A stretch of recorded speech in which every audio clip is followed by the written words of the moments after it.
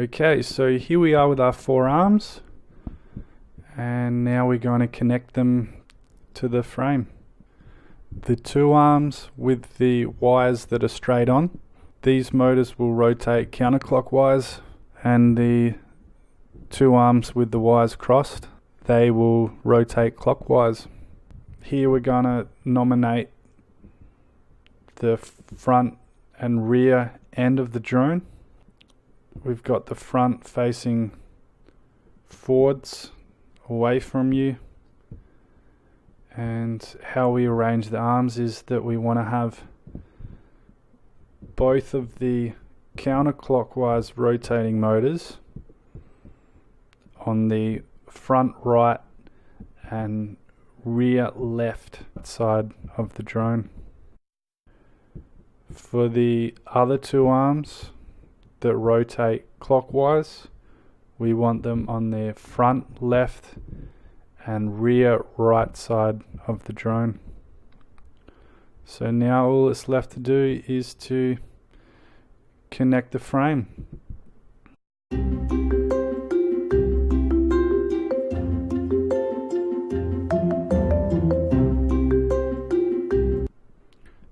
As you can see, there are 2 parts to the body of the frame.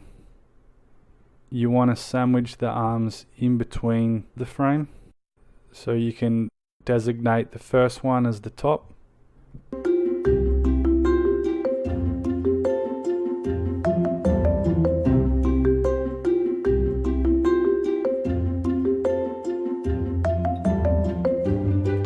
Some of the holes are a little bit tight, so you might have to use your Allen key to put the screws through.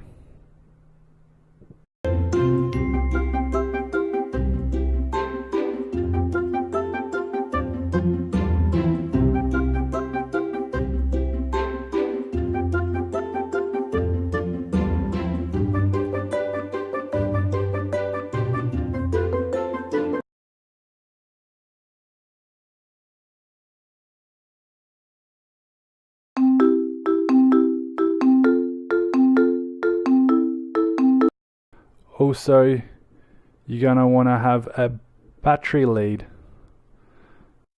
Some of the kits have these battery leads made up, but if it's not made up, it's a fairly simple process.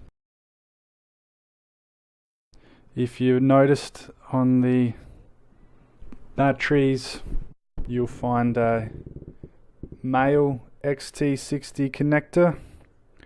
So if we want to connect our LiPo to our quadcopter, then we'll need a female XT60 connector. That's all you really need, is just a couple red and black cables connected to the XT60. Here it's just a simple case of filling each of the connection points with a bit of solder.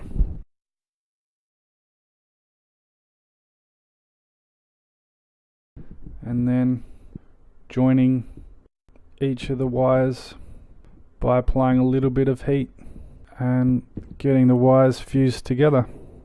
For the thicker wires, you're going to need a fair bit of solder. You want to make sure the connection is nice and wet and the whole end of the wire is filled with solder.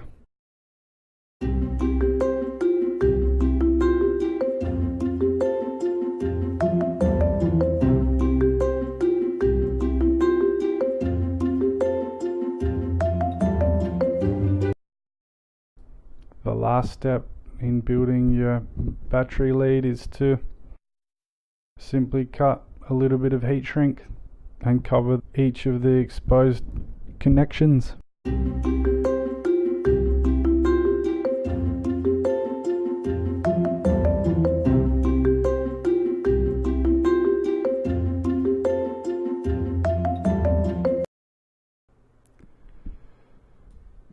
So the next step is to create a couple joining wires so we can join the back and front power cables. you'll notice that we've got black leads for all of the negative charge and red leads for all of the positive charge. It's important to keep in line with these colors so you don't get anything else mixed up. In order to join the front and back ESC power cables, you're going to want to have a nice big thick wire. Each of these cross wires want to be about 50 to 60 mil long. They don't want to be too long, otherwise the wire will bend up once you make the connections. But you don't want to have too short a wire, otherwise the back and the front ESCs won't reach. There are a fair few wires, but it's fairly easy to know which ones go where. Essentially, you want to join the two front red ones with the two back red ones, and also the two front black ones with the two back black ones. So this is probably the hardest part of the whole process, is actually trying to join all of these power leads for each of the ESCs. The first step is to connect the black ones together, including the short cross wire. You want to make sure there's plenty of solder on each of the ends.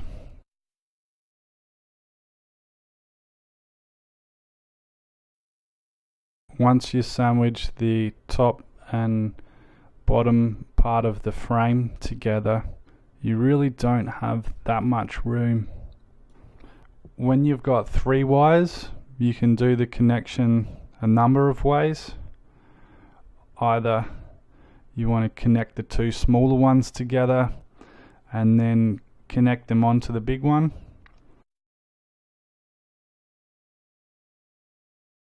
or if you want to connect the 2 smaller ones onto the bigger wire, that's also another method as well.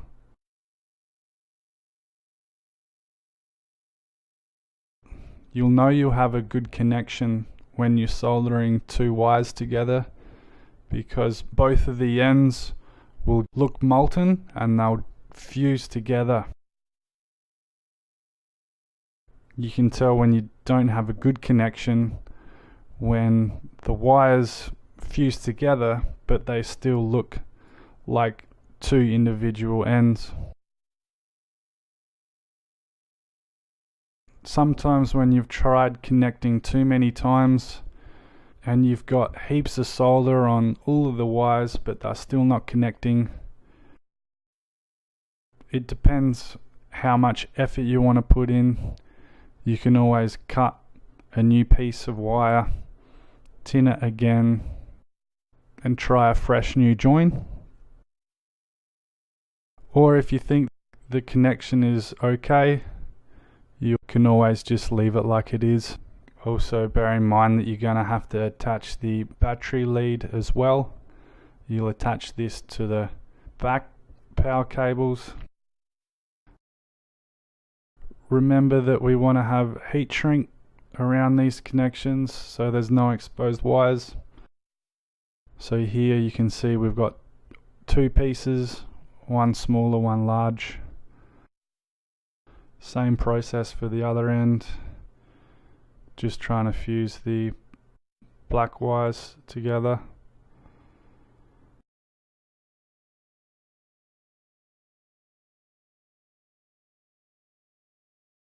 Because we don't have much room, you want to make sure all of the wires are in a plane so they're connected next to each other.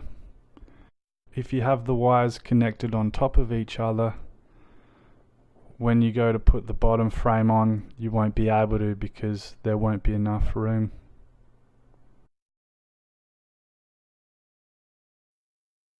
So by now you should have plenty of experience. It is quite hard to get some of these joints together and fluid-like. As I said, you'll get a good connection when both wires just instantly go molten and fuse together. It's actually a pretty rewarding experience once you get a few joins that work.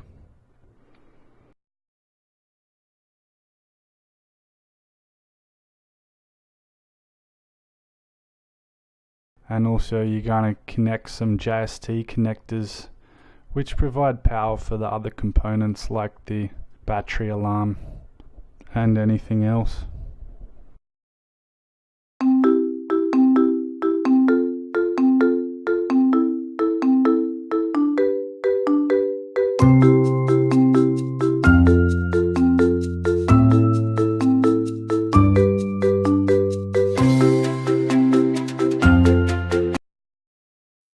Here we're doing the back one, again using the same color code and then moving the heat shrink down like so.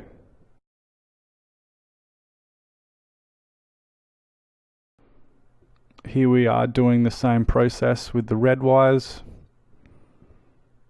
trying to join each of the red power cables to that thicker cross wire.